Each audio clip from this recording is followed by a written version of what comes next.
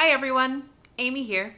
Today I'm sharing a book with you called Jessica's Box by Peter Carnavas. The core message is that you don't need to impress people to make friends. You just need to be yourself. It's a sweet story by a young girl who's anxious about making friends. And this is something I think that most kids can relate to at this time of year with the starting of school. Thinking that she needs to do something extraordinary in order to connect with the other kids, she carries a cardboard box with her to school filled with items that she thinks will help her make friends. And on the first day, she brings her special bear. But the other kids, they're just not impressed, and some even laugh at her for bringing a bear to school. That night, she's devastated. She goes home and she talks to her mom, and she thinks that she has to bring something even more special the next day to help her connect with the other kids. So on the second day, she brings a box full of homemade cupcakes. And while the kids love the cupcakes and they enjoy them, they don't even stick around long enough to say thank you.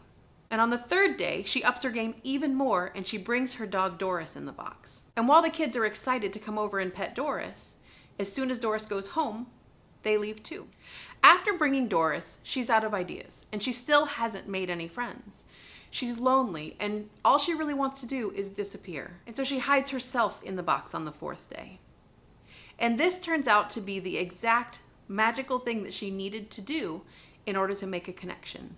Because the little boy sees her from across the playground and comes running over and he says, "I found you," thinking that she's hiding in the box as a game of hide and seek. And so then he says, "Okay, it's your turn to count. Now you need to come and find me." And so she starts to count and she's made a connection. The core message is that you don't need to impress people to make friends. You just need to be yourself. What is not central to the story, but is shown in the illustrations, is that Jessica uses a wheelchair. You can see her on the front. This is my favorite kind of inclusive book because it shows someone with a disability experiencing the same feelings and the same concerns that all children have, without making the disability a central aspect of the story. By not making the story about the wheelchair, it helps all children connect with the character and see her for herself and not for the chair that she uses to move around. It's a subtle but powerful message that all kids are more the same than they are different. This book also shows Jessica in a variety of contexts. In a bed, in a wheelchair, on the floor, riding on her father's shoulders. And in my experience, this is pretty typical for real life for a child in a wheelchair, at least the ones that I've come across. And having the character in all these different situations helps reinforce that the chair is simply a tool that she uses and not who she is. I have to admit that the book is a little bit challenging to read out loud because the pictures tell part of the story rather than everything being explicitly outlined in the text.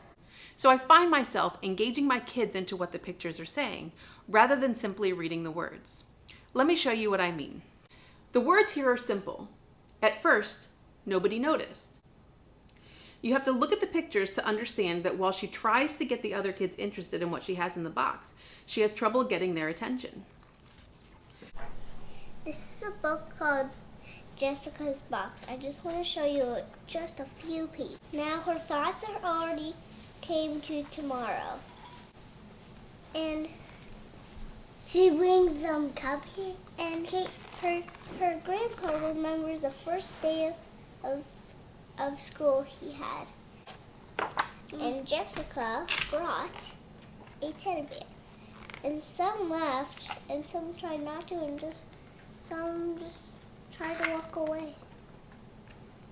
How did that make her feel? Bad. And this is a really awesome page because I really like when she's doing this thing. It's really flexible.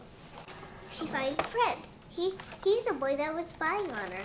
He is? And what happens in that picture? He walks up to her, right? And she has a box on her head. And what does he say?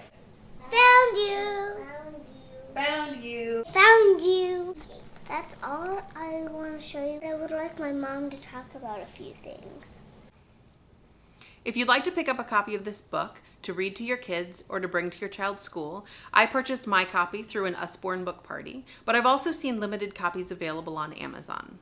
I bet you could also find a copy at your local library, and if they don't have it in stock, you could always ask them to get it and stock it for the future. One more interesting fact before I sign off. Jessica's Box was originally published in 2008, And in the first edition, Jessica was not in a wheelchair. However, in 2014, a new edition was commissioned by the Cerebral Palsy Alliance, and the only change that was made was updating the illustrations to show Jessica using a wheelchair. This in itself is a powerful message that all kids face the same challenges. Some just happen to come with extra equipment. Thanks for watching, and if you like this video, please subscribe to my Ability Hacker channel. Until the next time, bye!